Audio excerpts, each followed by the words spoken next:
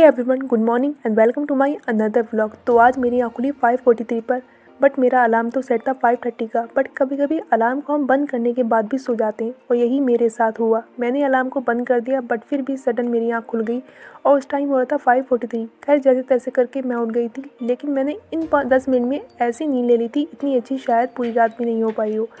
तो बस मैंने खुद को उठकर फर्स्टली फ्रेशन अप किया।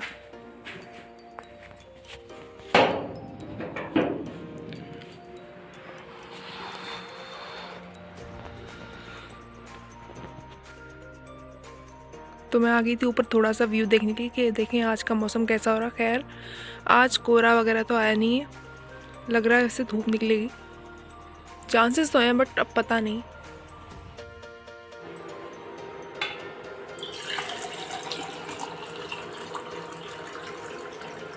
तो सबसे पहले अपनी स्टडी रूम में जाने से पहले मैंने किया अपने लिए गर्म पानी और साथ ही अपने हाथों को हीटर से सेक लिया, जो बहुत ज़्यादा ठंडे हो गए थे। और सुबह सुबह पानी में हाथ डालना जैसे कि इलेक्ट्रिक शॉक का सामना करना, ऐसा ही फील होता है ठंड के मौसम में।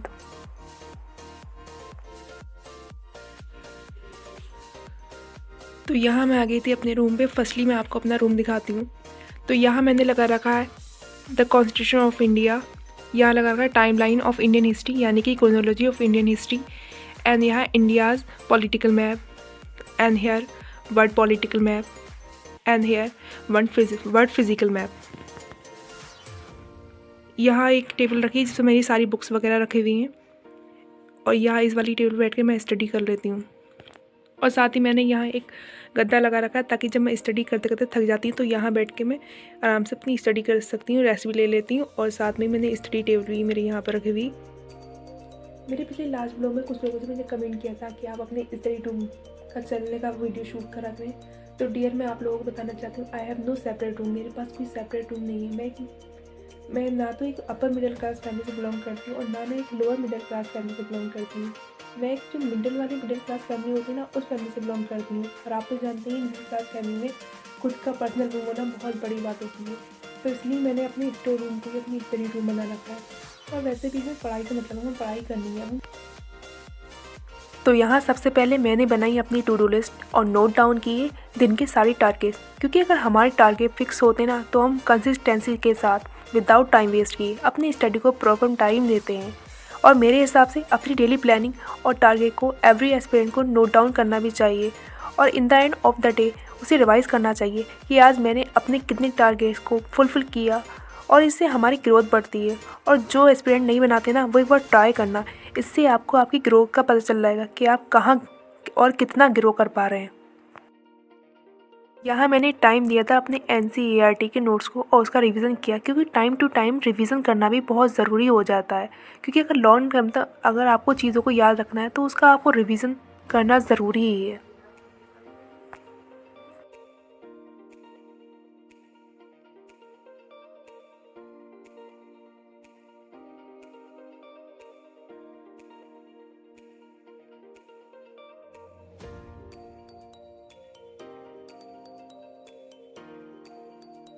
UPSC AIR 1 एंड 2 इन दोनों की आने वाली है। जब मैं स्टडी करती हूँ ये दोनों मेरे पास आके बैठ जाते हैं, हिलना ही नहीं चाहते।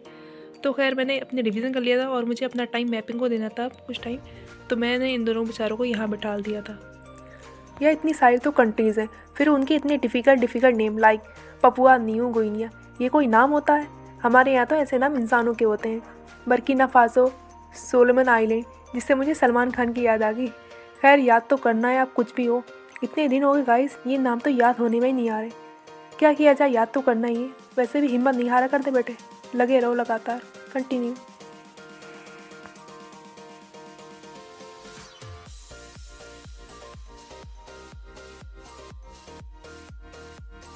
टेबल चेयर पर बैठकर पढ़ते पढ़ते मेरी तो कुल्फ़ी जम गई थी, वो भी बिना फ्रीज़र के। तो भैया मैंने तो अपना सेटअप फिक्स करा नीचे गद्दे पर और बाकायदा अपने ब्लैंकेट ओढ़कर अपने फर्स्ट स्लॉट को कंप्लीट करा।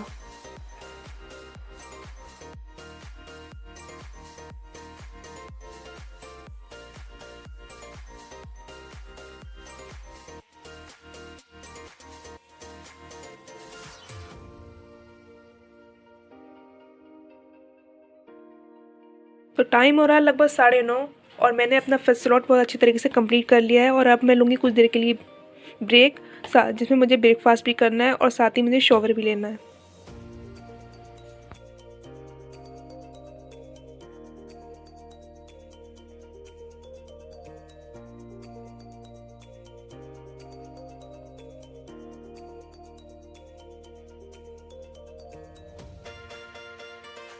गर्म पानी से शॉवर लेने के बाद मैंने फटाफट से अपने लिए 1 कप बनाई चाय और साथ ही एक एग को बॉईल कर लिया।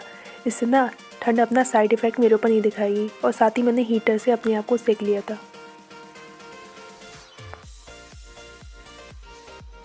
तो फ्रेंड, यहाँ टाइम होने वाला था, 11 बजने वाले थे और मैं फ्रेश एंड होकर ब्रेकफास्ट करने के बाद आ गई थी अगेन अपने स्टडी टेबल पर। और अब मेरे स्लॉट में था करंट अफेयर, जिसके लिए मुझे मैगज़ीन पढ़नी है और क्लास लेनी है और उसके बाद मुझे पॉलिटी को भी रिवीजन करना है। तो चलो स्टार्ट करते हैं।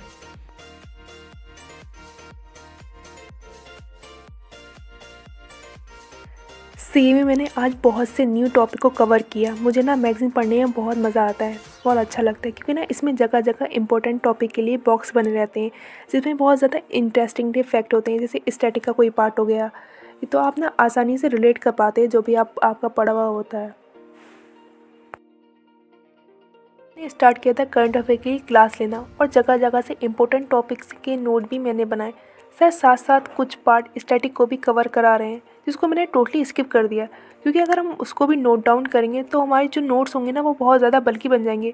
और स्टैटिक का पार्ट तो हम ऑलरेडी स्टैंडर्ड बुक में पढ़ चुके हैं ना, तो इसलिए मैंने इंपॉर्टेंट टॉपिक को यहाँ नोट डाउन किया और उसी को नोट डाउन करूँगी, कि ना फिर आसानी होगी ना रिवीजन करने में। आप इतना सारा फिर आप डबल पढ़ोगे तो इससे आपका ही नुकसान होगा ना, कि आप रिवीजन नहीं कर पाओगे, उस बार बार उसे रिवाइज नहीं कर पाओगे, फिर दिक्कत होगी ना, फिर आपको इससे इरिटेशन बढ़ जाएगा। तो इसलिए इंपॉर्टेंट टॉपिक को ही मैं यहाँ नोट डाउन करूँगी।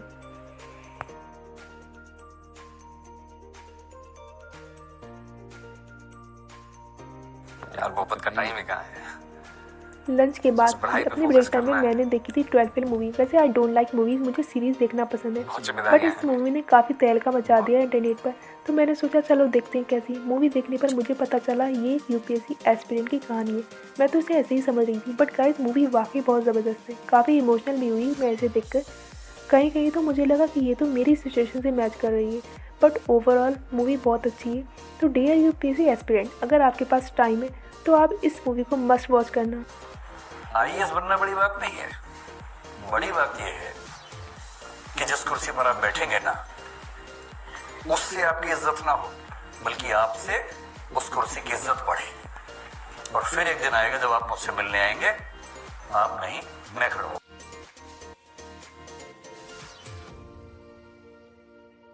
द टाइम जितना मेरी एनर्जी वेस्ट होती उतना ही ज़्यादा मैं पानी पीती। तो मेरी पानी की बोतल फिनिश हो गई थी, तो मैं आई थी किचन में पानी भरने के लिए। फिर मैंने देखा पानी ऑलमोस्ट फिनिश हो चुका है। फिर मैंने पानी भर के रखा। अब भाई घर का कोई काम नहीं करना तो इतना काम तो कर ही सकते हैं ना। पानी भरना ही बहुत बड़ा काम हो गया है वैसे गाइस।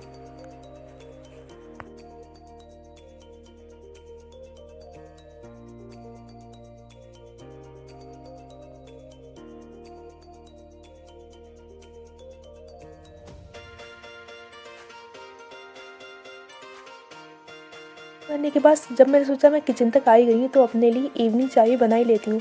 फिर मुझे बाहर से आवाज़ आई और मुझे पता चला कि बाहर और भी लोगों की वेटिंग लिस्ट चल रही है चाय के लिए। फिर क्या था, मैंने सभी लोगों के लिए बनाई चाय।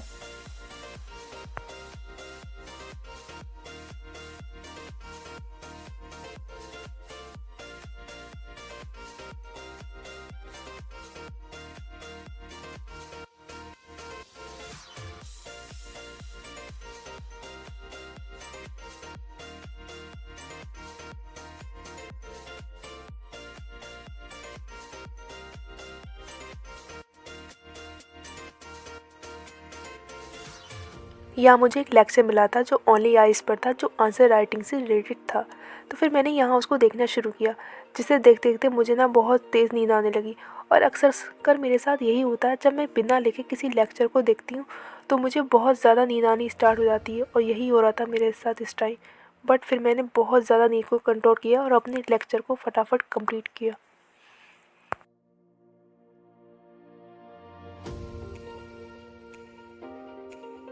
तो यहाँ 8 बज रहे थे और मेरा डिनर टाइम हो चुका था। तो अब मैं लूँगी डिनर के लिए कुछ देर के लिए ब्रेक। और आज खाने में मेरी यंगर सिस्टर ने कढ़ी बनाई थी जो देखने में बहुत ज़्यादा यमी लग रही थी। I thank to God that he gave me sister who understand me and my situation. वापस अपने रूम पर आने पर मैंने देखा मेरी टूनी तो मेरे चेयर पर बैठकर आराम फरमा रही थी। जब मैं अपनी टेबल पर नहीं होती है ना, टेबल के आसपास ही बैठी रहती है ये मेरी। और अब टाइम भी लगभग 9 PM होने वाले हैं और अब मैं स्टार्ट करूँगी अपने CSET की क्लास लेना।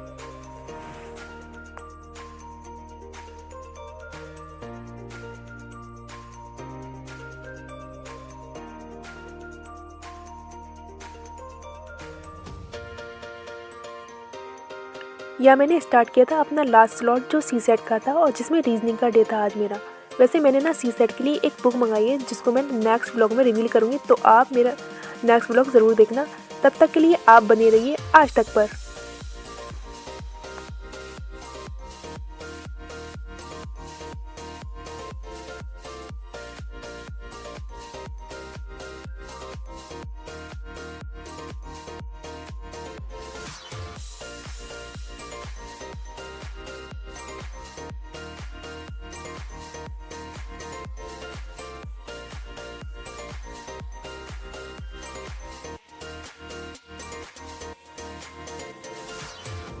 CSET के बाद मैंने सर्च किया कुछ इंपॉर्टेंट टॉपिक को जो आज करंट अफेयर की क्लास में सर ने कुछ कीवर्ड्स दिए थे, जैसे GPS, ISRO, GSLV, UNFC 1997 etcetera.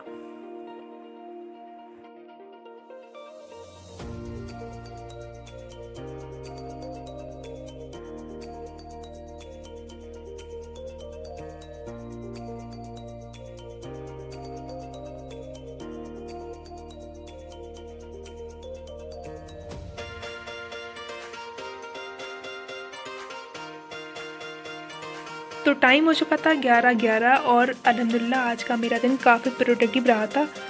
तो एक एस्पिरेंट होने के नाते हमें लगभग 7 से 8 घंटे के लिए नींद भी लेना बहुत ज़रूरी होता है। तो इसलिए ये व्लॉग खत्म करते हैं यहीं पर।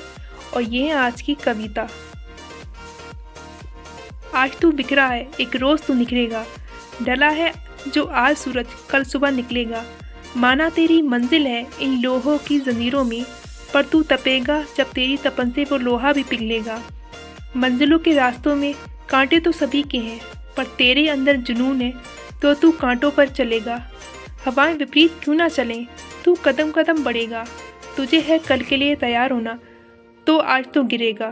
तेरी कोशिश देख हवाओं का रुख एक रोज़ तो बदलेगा। माना आज तू बिखरा है, एक रोज़ तू निखरेगा, ढला है जो आज सूरज कल सुबह निकलेगा। तो आपको ये व्लॉग और ये पंक्तियाँ पसंद आई हो तो मेरे चैनल को लाइक, शेयर एंड सब्सक्राइब जरूर करना। Okay, bye. Good night. See you all.